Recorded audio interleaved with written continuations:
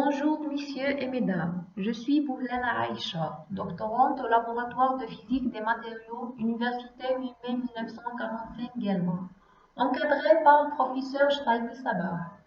Avant de commencer, je voudrais remercier les membres organisateurs de l'Université de Gouldla de cette conférence internationale sur l'énergie durable et matériaux avancés. Maintenant, je vais vous présenter une communication orale qui représente une partie de ma thèse de doctorat, intitulée par Étude des propriétés structurales, mécaniques et optoélectroniques de l'oxyde de cérium, CeO2. Étude ab initio. Dans cet exposé, il y a 4 parties. On commence par une introduction. Dans la deuxième partie, on a la méthodologie de calcul. Puis on a les résultats dans la troisième partie.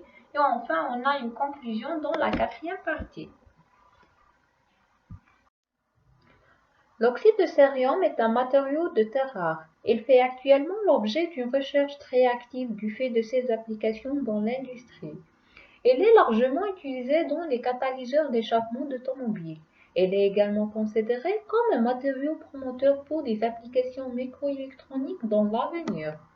De nos jours, avec les progrès théoriques, il est possible d'effectuer des calculs avec une grande exactitude et une grande vitesse, basés sur la simulation numérique, pour comprendre la physique d'un matériau. La simulation fait minimiser les dépenses des expériences coûteuses et dangereuses et modéliser les phénomènes difficiles à réaliser expérimentalement. Le calcul a été effectué au moyen du code Wien-Descartes. C'est un code basé sur la théorie de la fonctionnelle de la densité. Les fonctions d'onde sont développées sur une base d'onde plane, en association avec la technique de flux potentiel.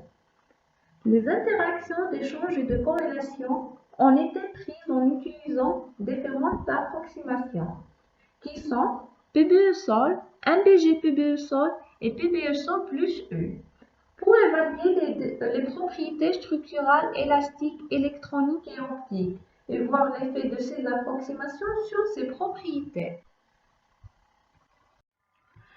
Dans cette partie, nous sommes intéressés par la détermination des propriétés structurales, qui représente le premier pas important pour la compréhension des propriétés du point de vue microscopique. L'optimisation s'effectue en calculant l'énergie totale en fonction du volume pour déterminer les paramètres structuraux du matériau. Le calcul a été effectué en utilisant l'approximation PBE-sol dans les deux phases, non magnétique et ferromagnétique, pour voir la stabilité magnétique, et qu'il est tracé dans la figure 1. Cette figure montre que la phase non magnétique est légèrement plus stable que la phase ferromagnétique. Donc, c'est un matériau paramagnétique, ce qui est en bon accord avec l'expérimental. Et les valeurs obtenues concernant le paramètre de maille à l'équilibre et le module de compressibilité B sont reportées dans le tableau 1. On peut remarquer que les valeurs obtenues sont en bon accord avec les résultats expérimentaux. Pour déterminer les propriétés élastiques, les constants élastiques de CO2 calculés dans les conditions normales sont présentés dans le tableau 2. À titre de comparaison, les mesures expérimentales disponibles sont également présentées.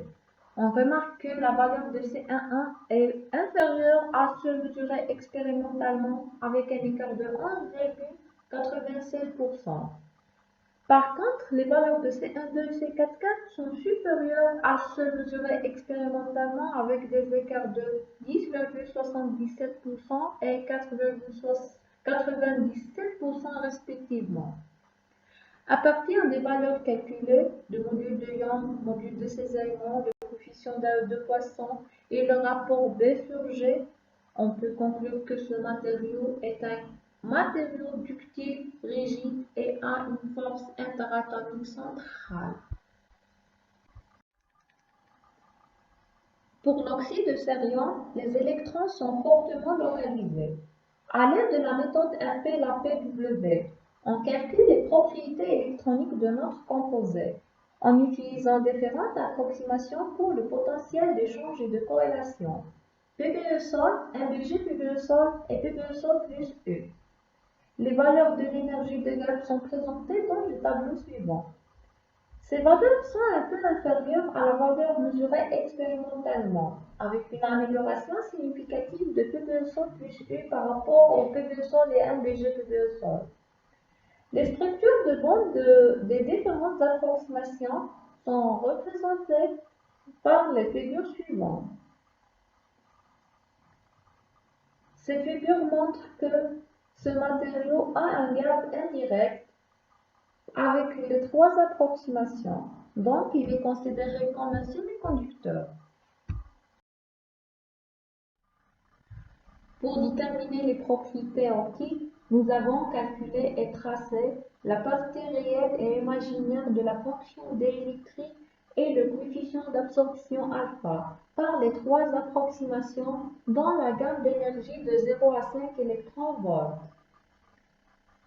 telle que la variation de ε1 et ε2 de la fonction D électrique et le coefficient d'absorption alpha en fonction de l'énergie des photons sont présentés dans la figure 3.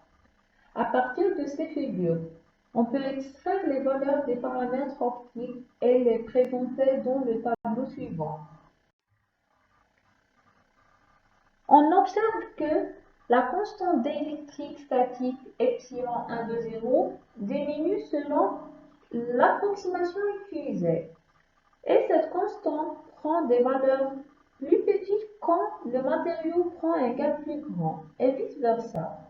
Il est clair que l'absorption la plus stable évite la région visible jusqu'à la région ultraviolette. Enfin, on peut dire que les propriétés structurales, élastiques, électroniques et optiques de l'oxyde de cérium sont calculées à température égale à 0 Kelvin par la méthode FP-LAPW, implémentée dans le code VNDK.